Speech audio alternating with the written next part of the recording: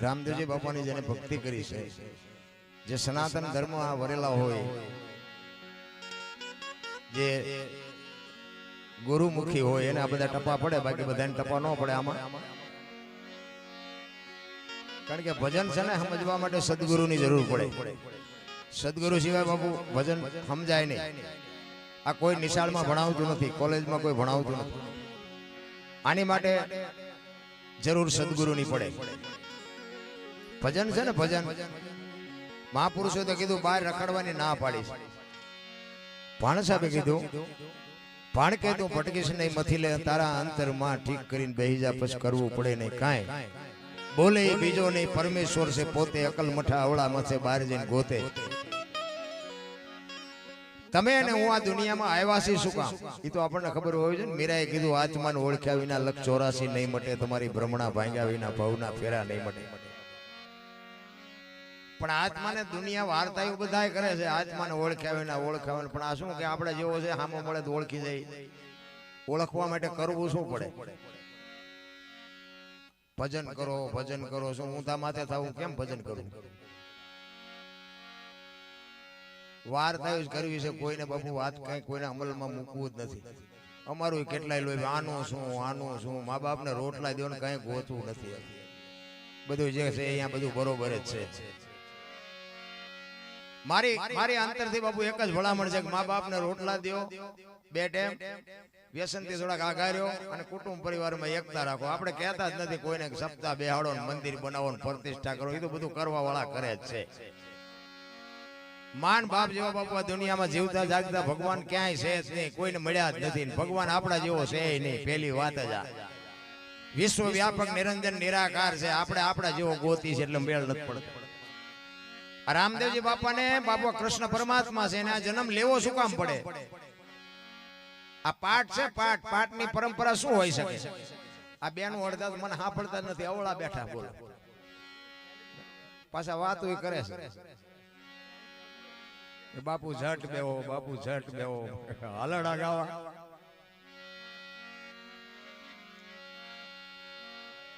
આમાં અમારી કેસેટ કપાઈ જાય, ના નો ગમતું તો હોઈ જવાય. અરે એવું નથી, મને ખબર હોય ને. કારણ કે ભજનની મજા જ બાપુ ઈ છે. આ એકતા નથી ને ઈ જ દખાશ. આપણે ગતગંગા હતી ને સનાતન ધર્મની વાત છે. જેસલ તોરણ, રૂપાદે, માલદે, કતીબજા, હુરમભાઈ, લાખો, લોયણ, જેતો, ભગત, ખીમડીઓ, કોટવાલ, ડાલીભાઈ, રામદેવજી, હાલો, હુરો, વણવીર, ઢોંગો, નીરલ, કુંભો, આ બધા ગતના ગોઠી હતા. એ ખોળિયા જુદા હોય ને જીવ એક થઈ જાય ને તો મળદા તો અત્યારે બેઠા થાય. પણ આપણે એક થાવું નથી, એની વાત કરો ને. બસ જમીન જ ખોતર. આનું શું થાય, આનું શું થાય, આનું શું થાય? તમે ગામમાં બીજાના હક પણ તોડાવ્યા, તમે શું અમારું સારું કરવાના? કરવાનું છે ઈ મુદ્દો, મેન મુદ્દો ભૂલી ગયો. માણસનો અવતાર એક જ એવો છે બાપુ, માણસ એક જ ભજન કરીએ કે 84 લાખ યોની છે, એમાં કીડીથી માંડીને હાથી સુધી બધાનું પેટ મારો નાથ ભરે છે. પણ ભજન માણા એક જ કરીએ કે કોઈ ન કરીએ.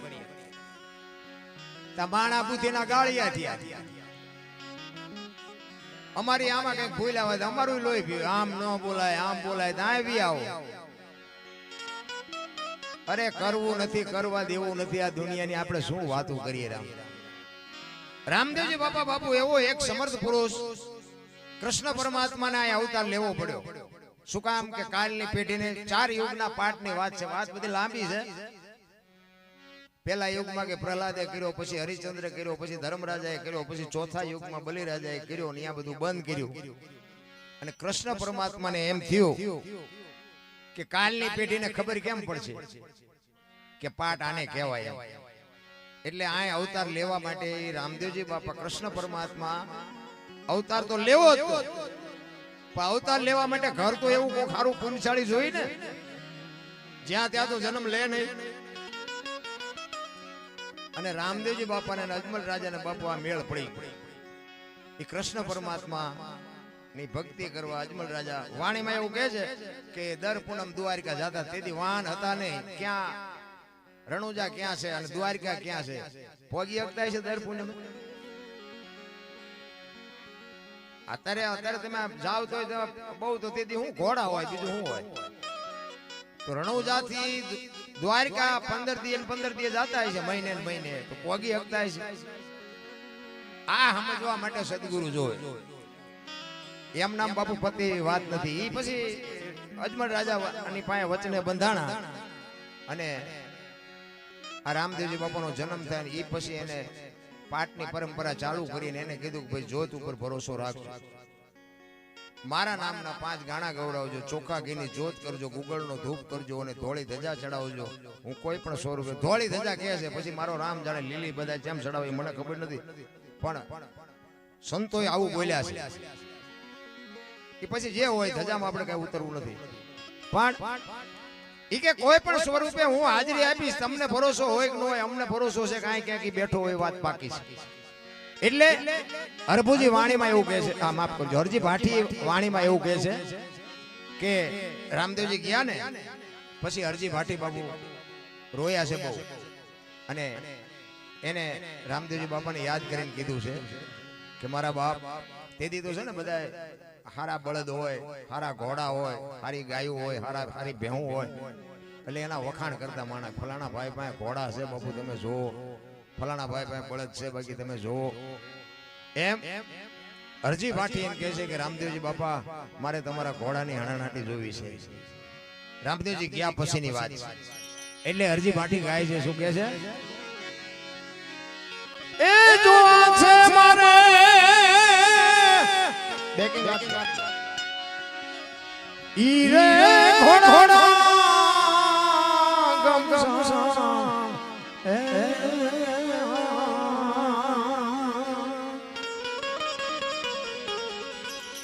રામ વીર પધારો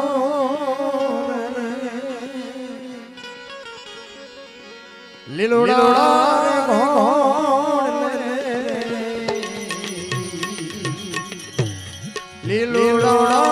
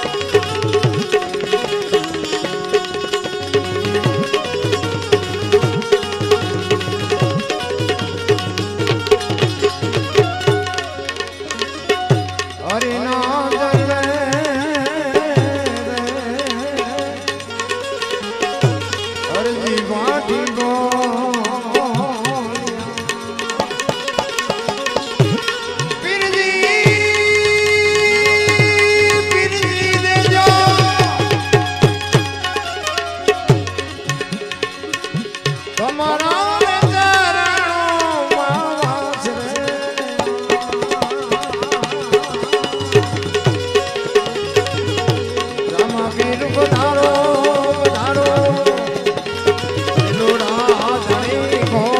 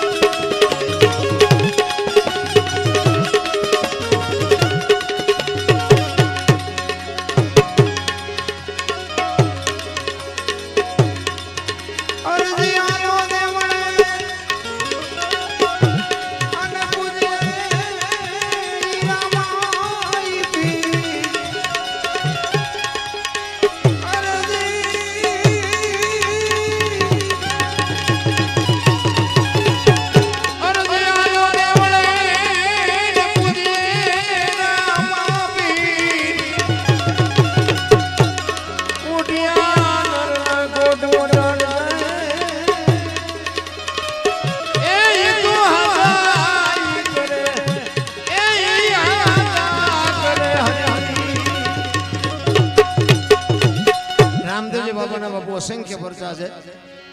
આજે તમે ભાવથી ભજો તો આજે બાપુ રામદેવજી બાપા ખરેખર પરચા આપે જ છે. પણ આ એક ભજન છે ને એક વિશ્વાસની વસ્તુ છે. પીપળીમાં બાપુ સવારામ બાપા બજાણાની બજારમાં ભજન કરે. સુરતા કોઈ સુગડ સમેટે સાહેબ ઘટમાં ભેટે તીર્થ વ્રત બહુ કરે જાય બદરીને બેટે પડ્યું અહીંયા ગોતે ની ગોતે સેટે સેટે આદલ તો અંતરમાં રહેશે મારા બાપ ભજન કરો તો ભેટે. આ એક શબ્દ જબુમાને વાગી ગયો અને ઈ બજાણાની જેલમાં બાપુ બેને પૂર્યા અને હળાહળ કળિયુગમાં બાપુ જેલ આ બેનું બાપુ બહુ બહુ વાતું કરે છે. મારી સુરતા તૂટી જાય છે, મજા નથી આવતી.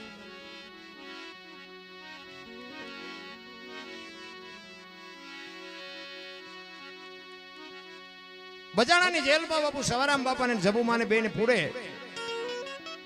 અને જબુમાં સવારામ બાપાને કહે છે કે બાપુ આ ભજનના માર્ગે ચડે અમારો ગુનો. મીરાનું કામ કર્યું, રાણાનું કામ કર્યું અને જો આજ કામ નહીં કર્યો તો દુનિયા તમારી મારી માથે શું વિતાડશે. તેથી સવારામ બાપા કહે છે કે જબુ તું ભગવાન ઉપર ભરોસો રાખ, કોઈની આબરૂ જવા નથી દીધી ને આબરૂ કોઈ દી ન જાય.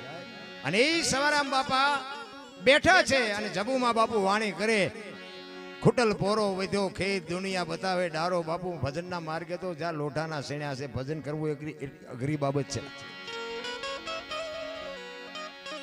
હરી ભજવું હક બોલવું દોનો બાતા અવલ. આવા નરને આઠે પોર કોઈ દી ઉતરે નહીં અમલ. પણ બાપુ ભજન કરવું કેમ? હું તો એમ કહું છું કે અત્યારે બાપુ જીવે એવું આવ્યું છે. જો જીવતા આવડે હે વાહન મકાન રૂપિયા લોઢા હવામાં ઉડે વગર દોડે વાતું થાય હિલોળા કરે એવું આવ્યું છે. આમાં જીવતા ન આવડે તો આંટો થયો એવું નથી લાગતું. હે શું ઘટે છે શું અટાણે? જેની પાસે જાઓ એની પાસે બધા રોવે છે અમારી પાસે કઈ નથી, અમારી પાસે કઈ નથી. મરો કઈ ન હોય. શું જોવે છે? તમે જોવો તો ખરા તમને મને ભગવાને કેટલું આપ્યું છે.